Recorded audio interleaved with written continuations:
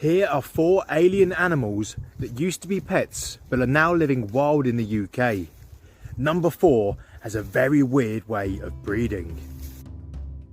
There are 2 species of terrapin that are living in large numbers in the wild in the UK, the red-eared and the yellow-bellied.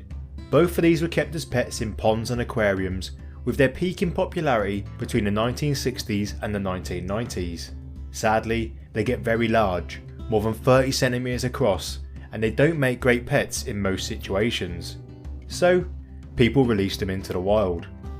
Terrapins can live for more than 40 years, and although it is now illegal to breed or import them, there are still thousands living in our canals, slow-flowing rivers and lakes. There haven't been confirmed breeding here yet, but if there's a warm summer in the future, they might do so. Unlike terrapins, according to their owners, ferrets do make pretty good pets, but they are also highly intelligent and brilliant at escaping. Although they are descended from wild European polecats, which are native to the UK, ferrets were domesticated around 2,500 years ago, probably in Eastern Europe or the Middle East. Over the past 2,000 years, they've been brought back to the UK, where they've been used for rabbiting and pest control, but in more recent times they are mostly kept for companionship. It's difficult to say when they first made it into the wild here, but since the 1950s they've been regularly recorded. Whilst they usually struggle to survive, some of them do, and a portion of wild polecats now carry some ferret DNA from where they've hybridised in the past. Carp were first domesticated as a source of food around 2,400 years ago in China, and subsequently taken to Japan about 200 years later.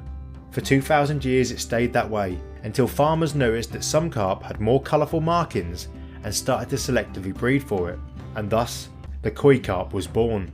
Since then, koi have been a very popular pond fish, but they can get big and live for a long time. So what do people do when they no longer want them and can't rehome them? They illegally release them into the wild. There isn't any data on how many koi are living in the wild, but I've seen several, and there are lots of reports of them successfully breeding here, often interbreeding with wild common and mirror carp. The final alien species that I'm going to speak about is the midwife toad. If you've been taking part in my wildlife quizzes on YouTube, you will have come across these before. Midwife toads are native to continental Europe, and although it's possible they originally made it to the UK as stowaways, some of their current populations are definitely because of people releasing their pets. These have a unique way of breeding.